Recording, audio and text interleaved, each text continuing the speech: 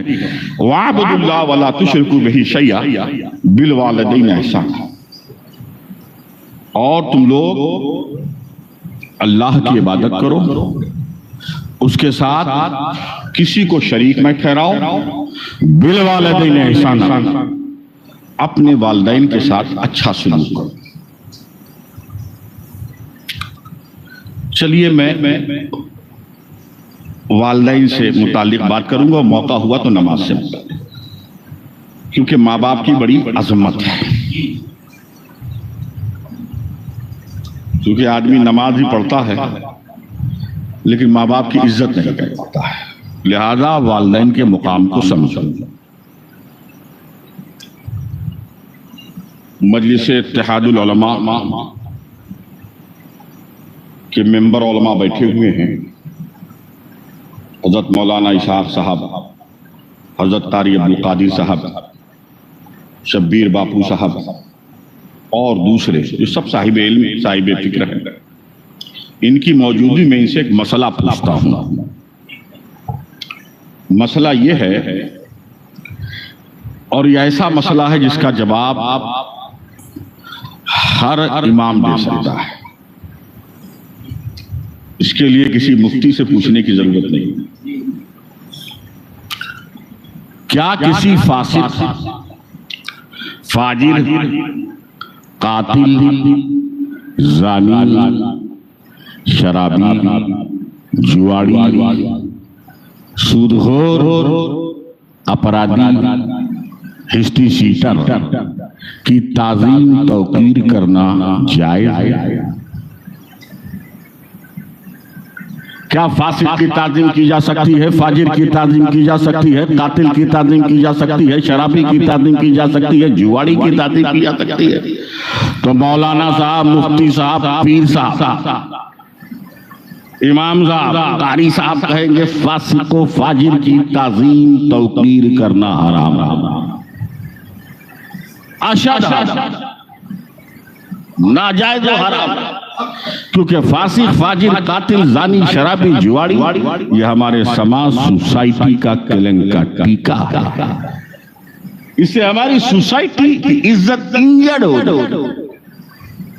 یہ شریعت کا فیصلہ ہے کہ فاسق و فاجر کی تعظیم مت کرو۔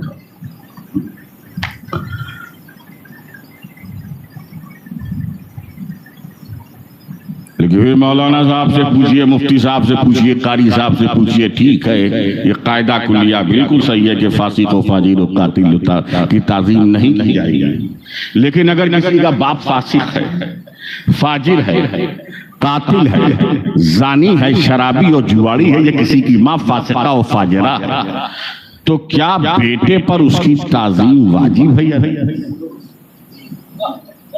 تو مفتی صاحب، قاری صاحب، شیخ الحدیث صاحب جواب دیں گے سماج، سوسائٹی کے لوگ، برادری کے لوگ، کمیونٹی کے لوگ تو اس کی تعظیم و تکریم نہیں کریں گے، لیکن بیٹے پر، بیٹی پر اپنے اپرادھی گنہگار ماں باپ کی تعظیم واجب ہے۔ سماج کے لوگ تو نہیں کریں گے، سوسائٹی کے لوگ نہیں کریں گے، بھتیجے پہ واجب نہیں، بھانجے پہ واجب نہیں، سالے پہ واجب نہیں، بہنوں پہ واجب نہیں، لیکن بیٹے اور بیٹی پہ واجب۔ آخر ماں باپ میں کیا کوالٹی ہے، کیا یوگتا ہے، کون سی صفت عظیم ہے کہ جس نے اپرادھی ہونے کے باوجود، فاسق و فاجر ہونے کے باوجود بیٹے پر واجب ہے تعظیم؟ کیا کوالٹی؟ آخر ماں باپ میں کیا کوالٹی ہے، کون سی صفت ہے؟ اپرادھی ہونے کے باوجود بیٹے کے لیے ریسپیکٹڈ، آنریبل، عزت مآب، عظمت مآب، کیوں؟ اسی کیوں کو سمجھ جاؤ گے تو ماں باپ کی بھی عظمت کو سمجھو گے، نبی کریم صلی اللہ علیہ وسلم کی عظمت سمجھو گے، اولیاء کرام کی بھی عظمت کو سمجھو گے۔ اسی نقطے سے ماں کا مقام تمہیں بتاؤں، اتنا عظیم مقام ہے کہ میں اس مقام کو بتا ہی نہیں سکتا. ماں کی خدمت کے دائرے کو شریعت نے متعین ہی نہیں کیا. اتنی عظمت والی. اور کیوں نہیں متعین ہو پایا، مقرر ہو پایا؟ کہ نبی کریم صلی اللہ علیہ وسلم جب ماں کے پیٹ میں تھے تو باپ کا سایہ اڑ گیا. ابھی عمر کے چند سال گزرے نہیں تھے، ماں کا سایہ اڑ گیا. اور جب خدمت کی عمر تھی اور ماں باپ کی خدمت کرتے تو وہ یتیم بھی ہو گئے تھے، یسیر بھی ہو گئے تھے. تو جب خدمت کیا ہی نہیں تو دائرہ متعین کیا. توجہ چاہتا ہوں. اگر حضور صلی اللہ علیہ وسلم کی والدین ایک لمبی عمر پاتے، وہ عمر جو حضور سن شعور تک پہنچتی، جس میں خدمت کے فرائض لازم ہوتے تھے، تو دائرہ متعین ہو جاتا. لیکن رب تبارک و تعالیٰ کی مشیت دیکھو، ماں باپ کے سائے کو سر سے اٹھا کر بتا دیا کہ ماں ایسی ذات ہے کہ جتنی خدمت کرو کم ہے، خدمت ادا ہی نہیں ہوگی، کیونکہ نبی نے خدمت کی ہی نہیں. ویسے اور ماں کی خدمت کی اہمیت سمجھنا ہے تو حضرت اویس قرنی سیکھو.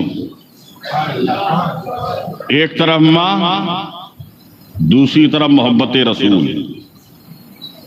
قرن ہندوستان میں نہیں ہے، یمن میں. بہت زیادہ ڈیفرنس نہیں آنے جانے گا، لیکن یہ احساس غالب ہوتا تھا کہ اگر میں چلا جاؤں گا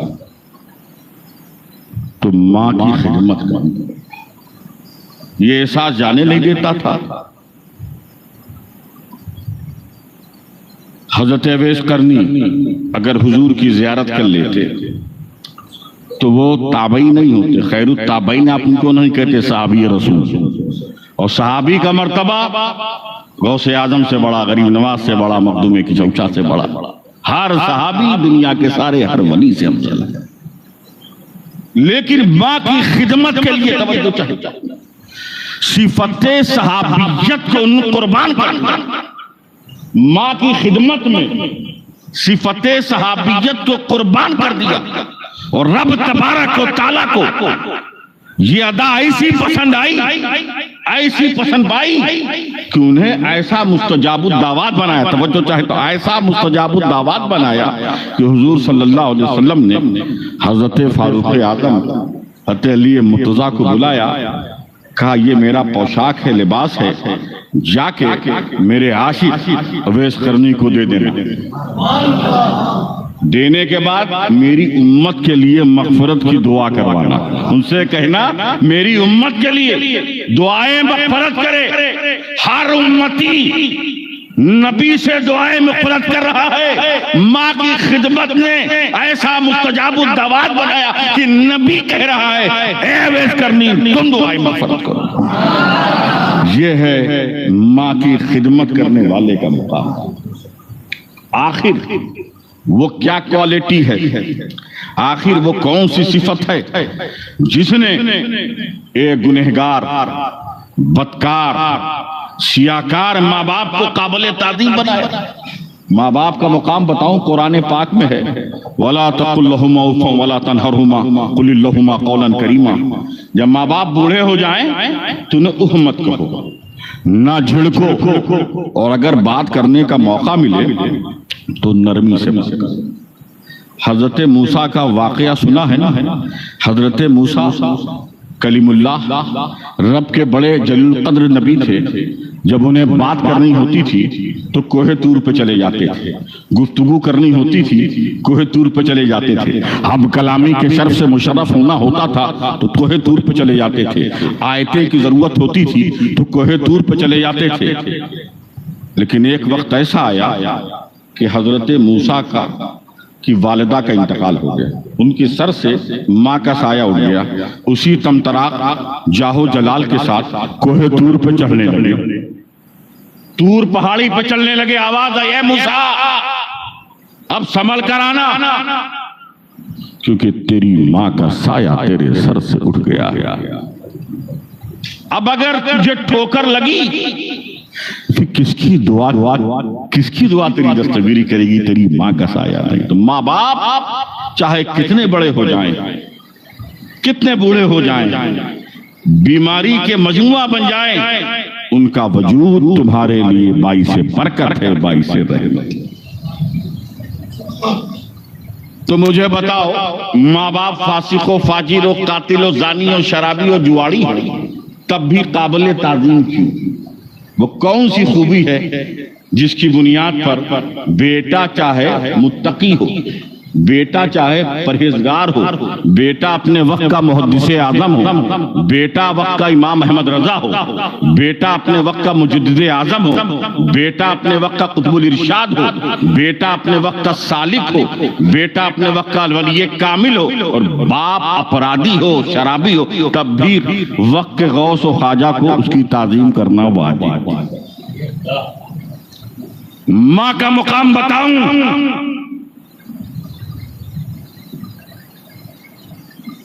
تم عرفات کو دیکھو گے تو عرفات کے دیکھنے کا ثواب ملے گا، مینا کو دیکھو گے تو مینا کے دیکھنے کا ثواب ملے گا، صفا مروہ کی وادیوں کو دیکھو گے تو صفا مروہ کی وادیوں کو دیکھنے کا ثواب ملے گا، تم کعبے کو دیکھو گے تو کعبے کے دیکھنے کا ثواب ملے گا، تم مستجاب کو دیکھو گے تو مستجاب کو دیکھنے کا ثواب ملے گا، تم باب کعبہ کو دیکھو گے تو باب کعبہ دیکھنے کا ثواب ملے گا، تم مقام ابراہیم کو دیکھو گے تو مقام ابراہیم کے دیکھنے کا ثواب ملے گا۔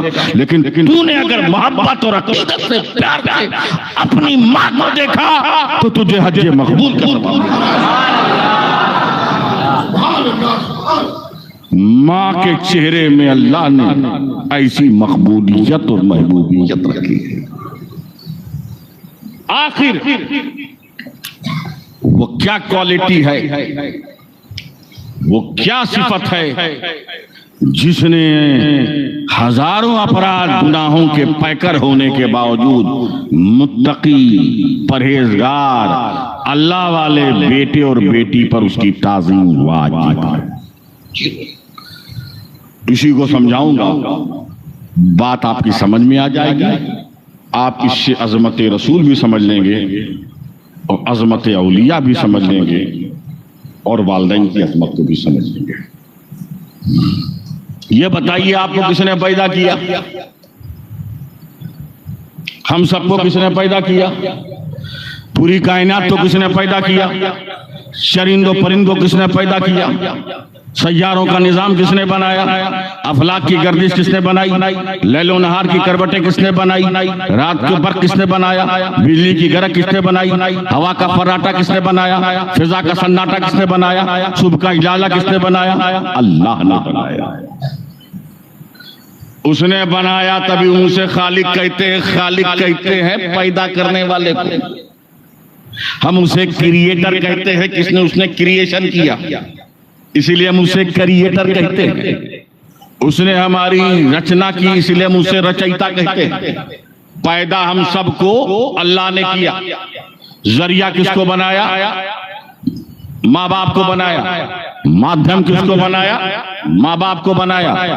وسیلہ کس کو بنایا؟ ماں باپ کو بنایا۔